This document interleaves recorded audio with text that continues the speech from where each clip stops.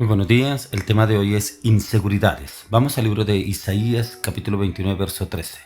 Dice pues el Señor: porque este pueblo se acerca a mí con su boca y con sus labios me honra, pero su corazón está lejos de mí y su temor de mí no es más que un mandamiento de hombres que les ha sido enseñado. Inseguridades. Mire que aquí el profeta Isaías nos habla que muchas veces buscamos a Dios, pero es que buscamos a Dios por mandamiento de hombres. Oiga, ¿por qué no busca de Dios? Oiga, ese problema que está viviendo solamente Dios lo puede solucionar. Oiga, a usted le falta conocer a Dios. Oiga, usted debería depender de Dios. Oiga, ¿y por qué no pone ese problema delante de Dios? Y hay personas que lo buscan porque alguien le dijo, porque alguien le habló, pero realmente no lo buscan de corazón. Porque dice aquí el profeta, dice: porque este pueblo me honra, pero de labios hacia afuera, pero su corazón está lejos de mí, y su temor de mí no es más que un mandamiento de hombres que les ha sido enseñado. O sea, realmente no buscamos al Señor porque yo necesito su dependencia, necesito vivir en Él, necesito conocerlo, necesito saber qué planes, proyectos, metas tiene para mi vida, necesito saber qué estoy haciendo bien y qué yo estoy haciendo mal, conforme a la palabra de Dios, conforme a lo que el Señor nos enseña a la luz de la palabra.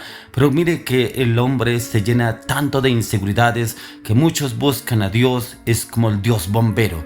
Que Dios me ayude a apagar este incendio que tengo con mi esposa, con mi esposo, con mi hijo, con mi hija, con mis padres, con el negocio, un proyecto, un viaje, con un familiar, aún conmigo mismo, de pronto la enfermedad. Pero cómo viene el Señor y le apaga ese incendio en un momento dado, pero vuelve la persona a lo mismo. Este pueblo me honra de labios hacia afuera, pero su corazón está lejos de mí. Y es porque precisamente muchos hablan de Dios, pero ¿cuál Dios hablan? ¿Del Dios bombero? ¿Del Dios que buscan por una oportunidad? ¿Del Dios que buscan para que los saque de un aprieto, de un apuro, una necesidad? ¿O será que realmente dependemos de Dios? Porque ahí es donde surgen las inseguridades. Ya que la inseguridad es una forma de miedo y Dios. En efecto, si se quiere que ciertas cosas nos hagan sentir inseguros, ya que si salimos usted y yo a un lugar que no conocemos, pero vamos y por ejemplo pasando un puente y ese puente empieza a temblar, o empieza a moverse, o es un puente colgante, nos sentimos inseguros, en qué momento nos vamos a ir abajo. Hay tantas inseguridades que usted y yo debemos es enfrentarlas, y esas inseguridades solamente van a salir es cuando usted y yo las enfrentemos. Muchas veces cuando entramos o trabajamos con una persona deshonesta o agresiva, debemos sentirnos inseguros, ya que si vamos en un momento dado a enfrentarnos a esa persona que es agresiva, no sabemos cómo pueda reaccionar.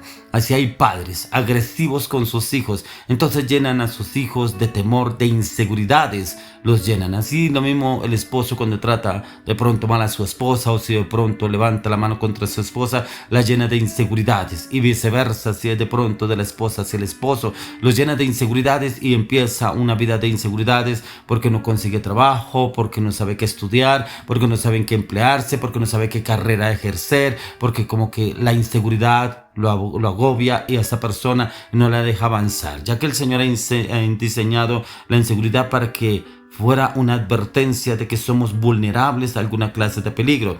Pero también nos enseña a que usted y yo debemos tomar medidas precavidas, medidas en las cuales usted y yo debemos depender del Señor, porque usted y yo podemos andar por este mundo, hacer planes, proyectos, metas, viajes, pero llega un momento en el cual no avanzan, no evolucionan, y llega el hombre y se llena de inseguridades.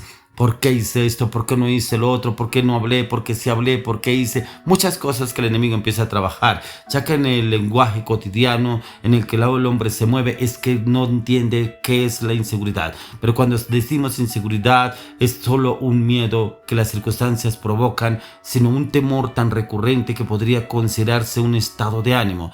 Ya que hablamos de sentirnos inseguros, pero podríamos referirnos a tal persona como una persona insegura. Pero lo que muchas veces queremos decir es cuando hablamos de una persona así, es que es una persona que tiene una grave falta de confianza en sí misma, un temor muy fuerte al rechazo o la desaprobación de los demás, o una sensación crónica de inferioridad.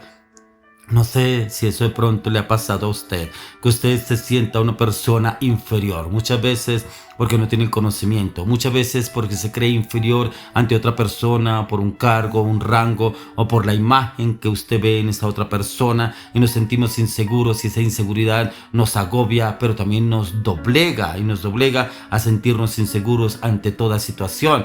Pero mire que la inseguridad tiene que ver con la identidad. Y la identidad es la que nos sembraron muchas veces los padres o esa persona protectora que nos formó. Y esa inseguridad viene cuando de pronto a usted le decían que era un bruto, un bueno para nada, un perezoso, un vago, o una persona que no tiene futuro. Muchas cosas que de pronto esa persona de autoridad desató sobre su vida y la volvió una persona insegura. Ya que nuestra identidad es lo que entendemos que somos en lo más profundo de nuestro interior. Es nuestra esencia, es lo que queremos creer y queremos que otros crean que es nuestra esencia, incluso si en verdad no lo somos. Pero ¿de dónde proviene la percepción de nuestra propia identidad? La pregunta es crucial y es un meollo del problema, ya que nuestra respuesta es una pregunta que define si un día vamos a liberarnos de la inseguridad o no. Usted y yo podemos liberarnos de la inseguridad. Esta inseguridad muchas veces proviene del enemigo. Pero ¿qué dice la inseguridad? ¿Cómo ataca la inseguridad? Es cuando usted y yo nos sentimos inseguros por algo que nos amenaza, la percepción de nuestra identidad. Esta sensación nos dice algo de nuestro Dios.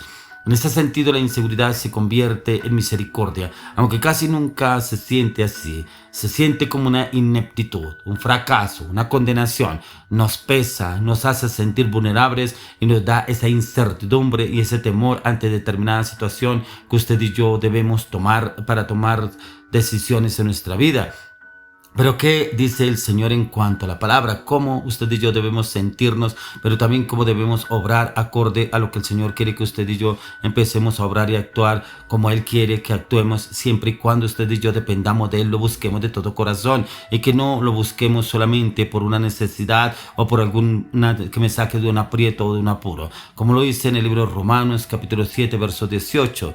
Y yo sé que en mí, esto es, en mi carne, no mora el bien, porque el querer el bien está en mí, pero no el hacerlo. Y el no hacerlo es lo que nos vende el enemigo y es nos llena esa frustración, esa ansiedad, esa depresión y nos agobia con la inseguridad en la cual no vamos a lograr o no lo vamos a obtener, no vamos a llegar a esa meta, a ese objetivo, no lo lograremos, pero es precisamente porque es lo que trabaja el enemigo y quiere que usted y yo estemos subyugados en sus garras, en su carácter, en su voluntad.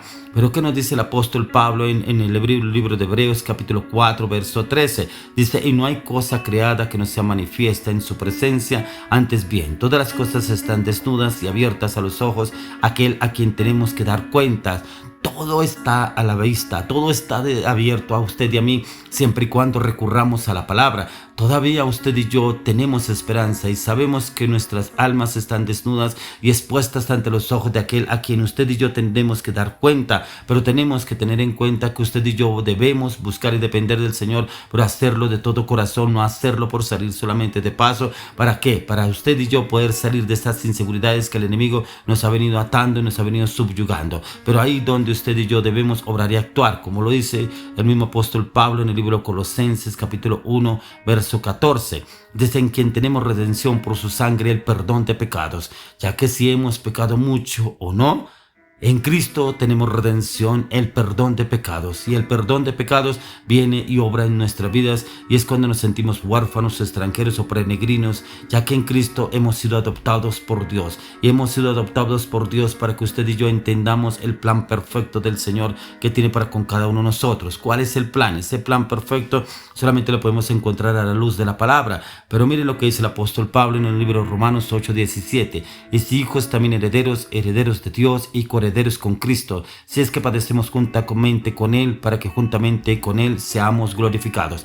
Solamente en el Señor podemos ser glorificados, solamente en Él encontraremos la identidad, solamente en Él encontraremos la seguridad, la confianza, la victoria en todo, en Jesús de Nazaret. Pero solamente cuando usted y yo lo buscamos de todo corazón, no que solamente lo adoremos a Él de labios hacia afuera, pero realmente nuestro corazón está lejos de Dios. No, que nuestro corazón esté en el primer lugar Jesús, el Señor. Que el Señor sea gobernando nuestro corazón, emociones, pensamientos, carácter, palabras y voluntad. Y le aseguro que el Señor nos da esa seguridad, esa confianza, esa firmeza, determinación en cómo usted y yo debemos obrar, hablar y actuar y ejecutar a diario cada situación que nos permita el Señor obrar y actuar en su voluntad. En el nombre de Jesús. Amén y amén.